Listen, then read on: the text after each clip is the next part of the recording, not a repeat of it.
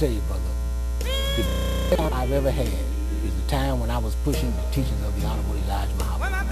When I joined the Moss in 1968, those were good times, and these are good times right now. I was at my happiest, at my best, when I'm pushing the teachings of the Honorable Elijah Muhammad.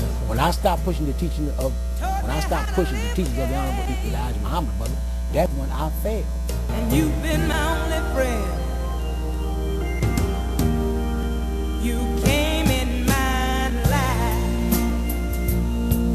when I had nobody. You gave me somebody. Took this old heart of mine, dusted it off, yes you did. Gave me something to live for. I represent to you not a puppet, yes, sir, but I represent to you God in person. Yes, sir.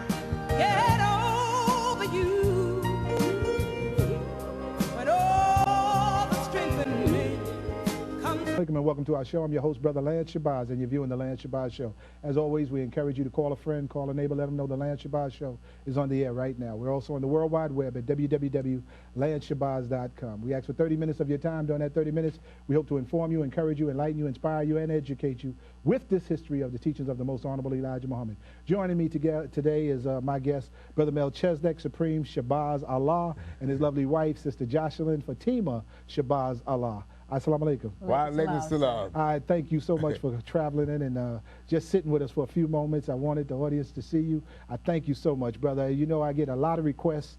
Brothers emailing me and telephone asking, who is this brother Melchizedek? Is he in the Nation of Islam? Do we believe in the teachings, or do we follow Minister Farrakhan? Why does he wear so much jewelry? Is he Flavor Flav father? And they just got 1,000,001 questions. And I just wanted to give you that opportunity to share with us that. Right? I'm a devout follower of the Most Honorable Elijah Muhammad. Yes, sir. Devout follower.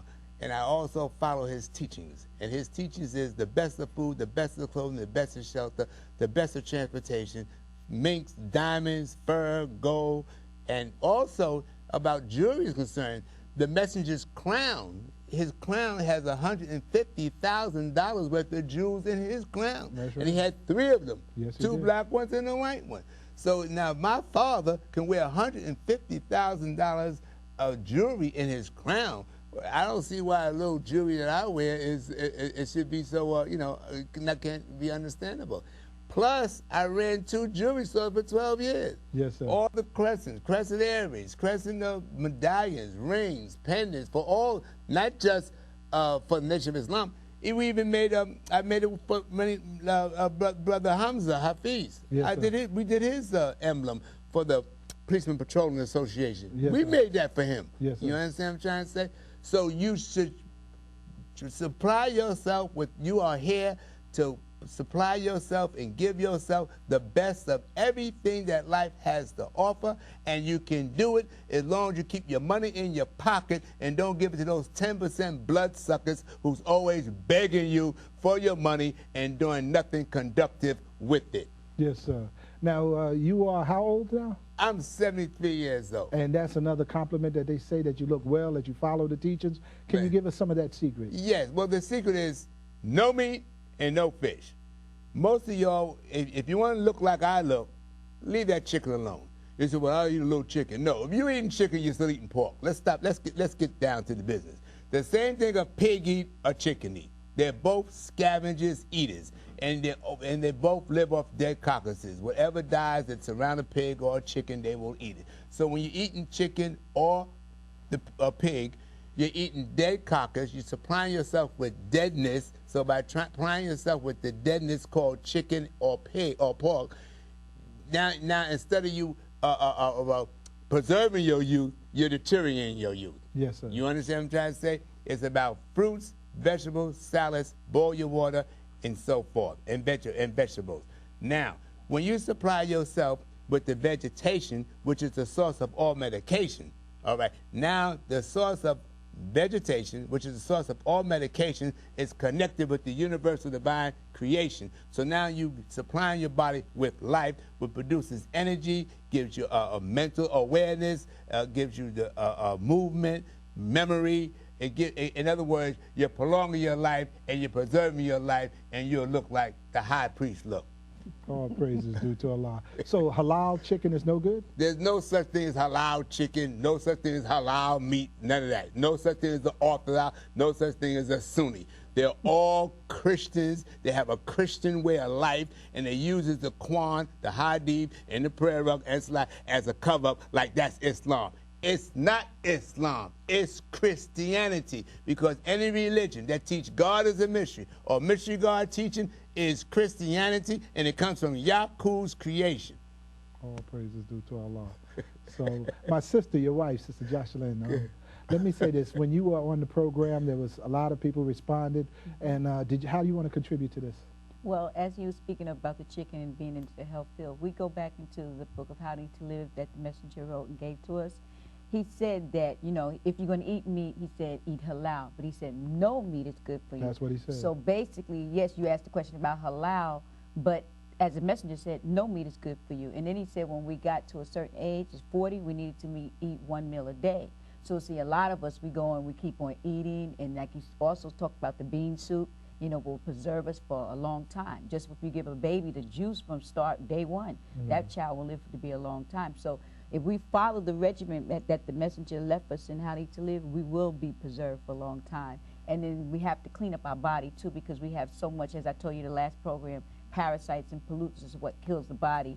You know, it eats off us, live on us, and I described some of the parasites to you. So we have to cleanse our body and get back to the regimen of how to eat to live, you know, because we're stuck on the way that our parents, you know, used to eat. You know, well, I can eat the cornbread, I can eat the collard greens because they ate it. But if you notice, a lot of them, they get all these different type of ailments. And some of them may have lived, well, they lived to be 90-some years old. Some people may say, well, they could have lived to be 100 and some if they would have left those things alone, because those things are for the intestines of cows, like kidney beans, collard greens. Look how long you have to cook the collard greens, you know, for hours.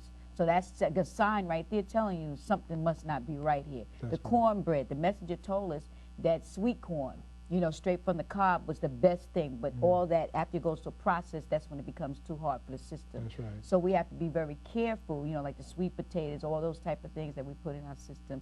And once we do that, we're fine. And as I told you, my liver flesh, you tried that, you know, the liver flesh and the bath salts and the shea butter helps as we go into that purification of the body. All praises to Allah. Go ahead, Back to the meat. And the reason why the non-eating meat is not instituted and spoke on and taught on to, I'm talking about Muslims, Christians, and Jews, because all the leaders are chicken eaters. They're weak for chicken, so they don't emphasize the importance of don't eat chicken, because they don't have the discipline and the lack of the understanding, or they're too weak to stop eating it themselves. So to speak on it, you understand what I'm trying to say? They don't do that. The majority, I would say the majority of all your leaders, Christians, Muslims, or Jews, whatever, are chicken eaters. And that's the reason why they don't teach to the congregation the importance of vegetarian, no meat, no fish, to preserve your health so you can be young and youthful and active, you understand? And don't get all of these other ailments and diseases that chicken and pork bring about. The same ailments you get from pork, from the pig, you get from chicken too. So if you don't eat, I don't eat the pig, but I eat chicken, you're still eating pig. And stop using that word halal. There's no such thing as halal meat.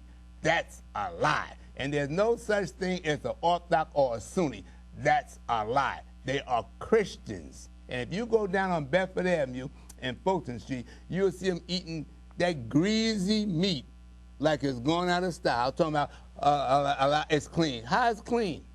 Well, I know a chicken doesn't stand a chance. We bake it, we broil it, we fry it, we stew it, make chicken dumplings, chicken wings, you know. And go to every hospital. Right. We filled up with all kinds of diseases that come from the pig and the chicken.